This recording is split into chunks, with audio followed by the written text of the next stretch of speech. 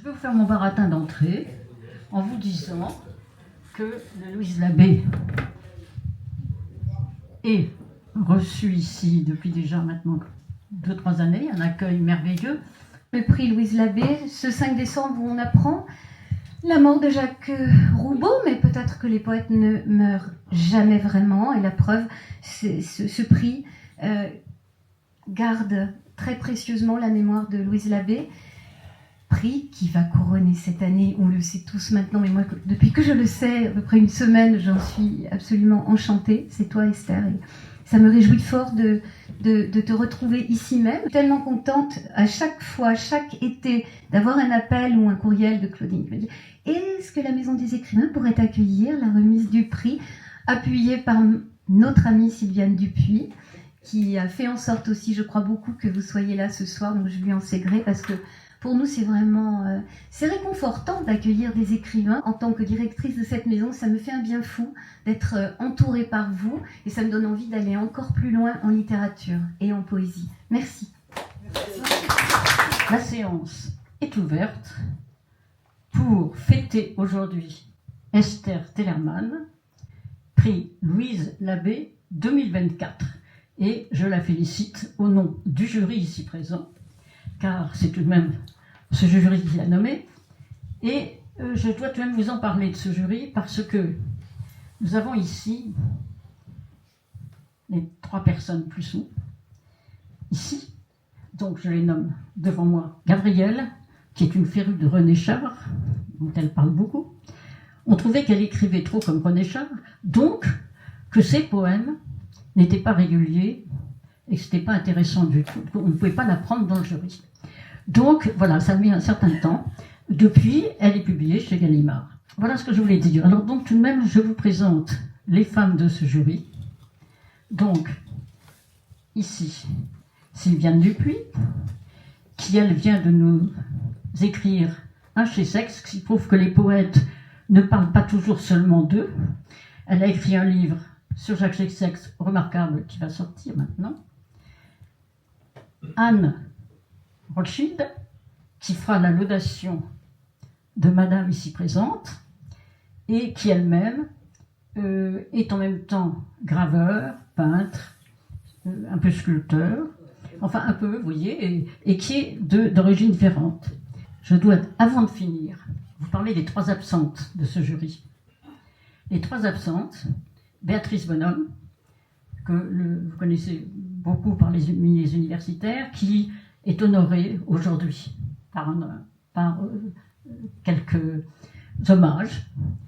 Vous avez Noa de Salamé, qui est malade, et nous avons, et là je me tournerai vers toi, et je veux qu'elle soit avec nous ce soir, Hélène Dorion, qui est là où tu te trouvais en 1986, c'est-à-dire sous la coupole de l'Académie française. Voilà, alors je passe maintenant la parole à qui de droit, c'est-à-dire Gabrielle, tu parles en premier, je crois.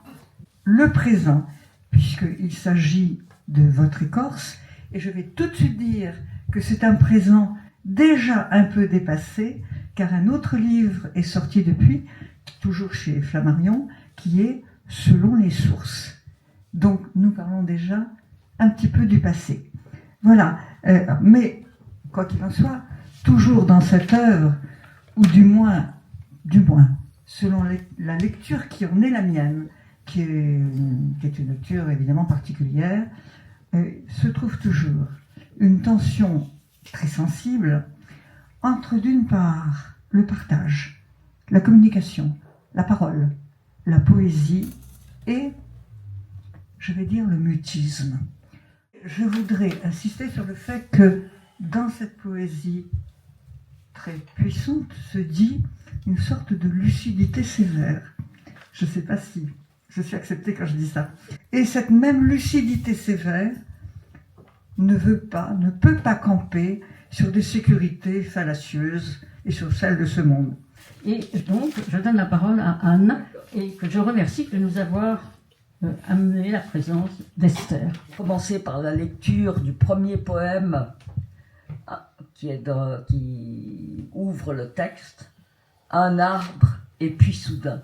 Parce que je pense que déjà, dans ces deux vers, il y a tout ce qui va venir dans le texte.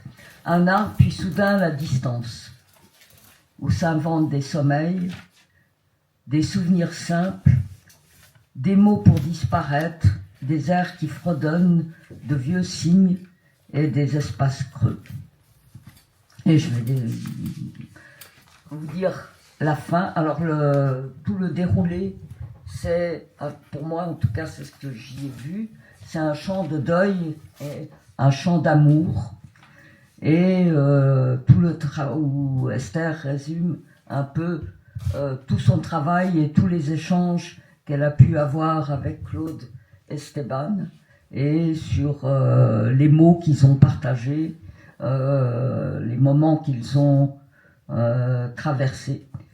Et ce qui m'avait aussi beaucoup... Alors moi, ce qui m'a attiré, bien sûr, c'est déjà le titre, « Votre écorce ». Parce que dans mon travail artistique, je travaille essentiellement sur, aussi bien dans l'écriture que dans la gravure, sur des arbres. Et ce qui m'a interpellé, c'est votre écorce. C'est pas l'écorce en général, mais c'est votre écorce. Et c'est en même temps un appel à l'arbre, avec tout ce que l'arbre peut représenter, avec son tronc, avec son feuillage, avec la partie qui touche à l'arbre, le libère, qui est la partie entre l'écorce et le tronc, où passe toute la sève de l'arbre.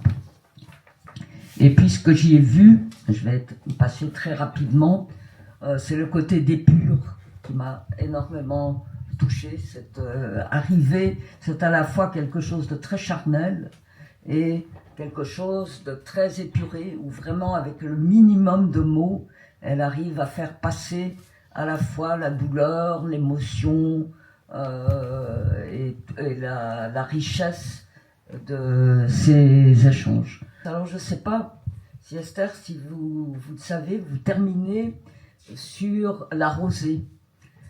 Est-ce que vous savez qu'en hébreu, le mot rosée, la valeur numérique du mot rosé, qui est tal en hébreu, c'est 39. Et sur le 39, il y a toute une histoire. 39, donc en hébreu, on donne des valeurs numériques aux lettres. Et il y a toute une interprétation qui se fait sur les valeurs numériques de ces mots. Et les mezuzot, donc les petits objets qui sont mis à l'entrée des maisons juives pour protéger la maison et pour rappeler la présence du divin dans la maison, il y a un petit texte, et dans ce petit texte, il y a un mot qui est écrit, qui est kuzu. K-O-U-Z, enfin, en lettres, si je traduis en lettres latines, Z-O-U. Et le kuzu, c'est quand si vous prenez le nom divin, les 4 lettres du nom qu'on ne doit pas prononcer, si vous les décalez d'une lettre, chaque lettre d'une lettre, on appelle mettre en mouvement le nom de Dieu, eh bien, on obtient kuzu, dont la valeur numérique est de 39. Et donc, la rosée, quand on termine sur la rosée, on termine sur l'infini et on ouvre sur l'infini. Voilà. Je vous remercie beaucoup. Merci beaucoup. Je crois que tu as résumé finalement brièvement un long travail. Et je pense que ta parole à toi aussi est parfois dans cette brièveté pleine. Merci. Parce que c'est tout de même cela. Ces mots étalés de cette manière-là, présentés de cette manière-là, représentaient le tronc d'un arbre beaucoup plus puissant. Et je peux me tromper là-dedans. D'autre part, j'ajoute que pourquoi moi, j'ai voté parce que j'aimais, bien sûr, mais quand Anne nous a parlé de ce livre, elle nous a dit « j'ai été touchée ». Je ne sais pas pourquoi, moi, touché, figure-toi, j'ai vu l'épée que sûrement promenait notre Louise Labbé, qui était une combattante. Et j'ai vu en même temps le toucher d'une combattante, parce que je pense aussi que Esther est une combattante pudique, mais pas la pudeur des vêtements, de ce que j'ai l'air. La pudeur chez elle, c'est sa première force, c'est sa puissance et sa mystère. Et donc, je vais donner la parole à notre Labbé, parce que je crois que jamais Louise Labbé ne fut aussi bien représentée. Donc, merci à ces célèbres et gentes dames composant le jury du prix Louise Labbé, notre vive Claudine Elf. Voilà, présidente de ce prix, de m'avoir accueillie, honorée. Poète française, donc poétesse, devrions-nous dire aujourd'hui, Louise Labbé, la plus grande de toutes, au point d'être dite homme, car nous n'avons pas notre Tsvetaïeva, me confiait un ami poète aujourd'hui disparu. Dite homme, dite courtisane, dite créature de papier, invention des poètes lyonnais autour de Maurice Sèvres, serait-elle dite aujourd'hui avoir été effacée? Car il est vrai que dans le Lagarde et Michard du XVIe siècle, sa notation tient en une ligne sous Maurice Sèvres, et il n'y a pas un seul de ses sonnets.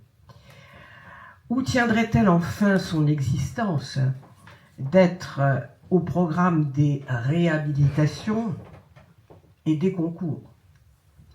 Ou bien représente-t-elle encore le mystère, l'énigme qu'est la création poétique, ce parler étranger dans la langue vernaculaire, cette étrangeté radicale qu'est une femme et dont le nom femme témoigne toujours.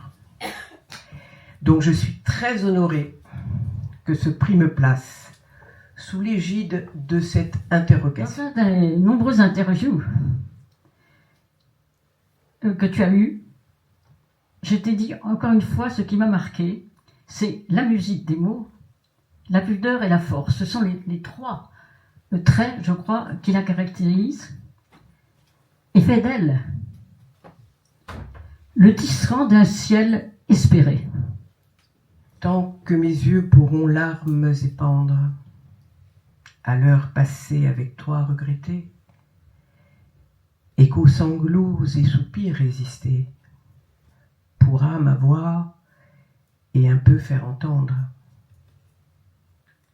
Tant que ma main pourra les cordes tendre, du mignard lutte pour tes grâces chanter, tant que l'esprit se voudra contenter de ne vouloir rien fort que toi comprendre.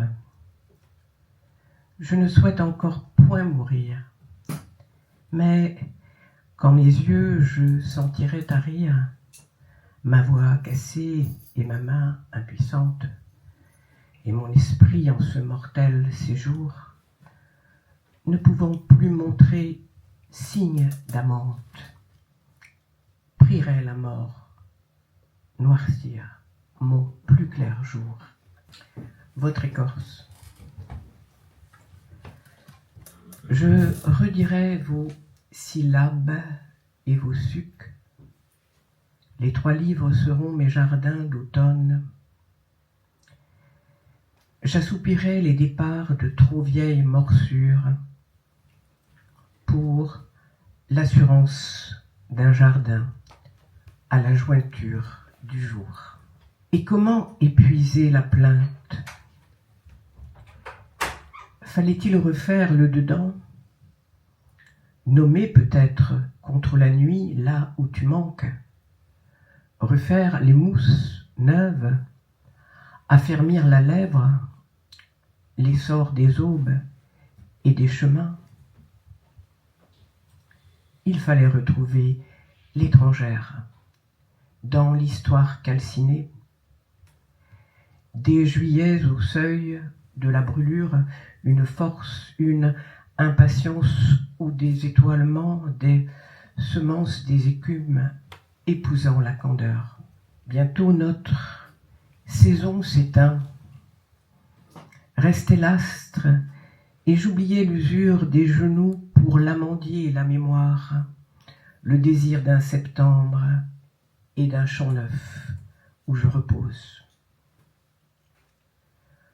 Aux frontières d'un avenir, l'arbre contre la menace du désert, des cheveux roux encore, caressant les nuques, des suds qui rassemblent le vert. Après vous, je songe, reconnais le sillage et l'issue. Merci beaucoup. Voilà, un talent de plus. Alors, je pense que nous allons pouvoir passer à la seconde partie, qui est peut-être plus terrestre, en ouvrant les portes du buffet. Je remercie encore une fois tout le monde d'être venu, parce que je me trouve dans un parterre tout de même d'amis, et les amis de nos amis sont nos amis. Merci beaucoup à Esther. Ce prix, au départ, effectivement, a peut-être lancé des personnes qui n'étaient inconnues, mais depuis, il a pris une ampleur assez importante, et ça n'est absolument plus, encore une fois, je le répète, un prix de débutante. Vous en avez la preuve ce soir. Merci à vous.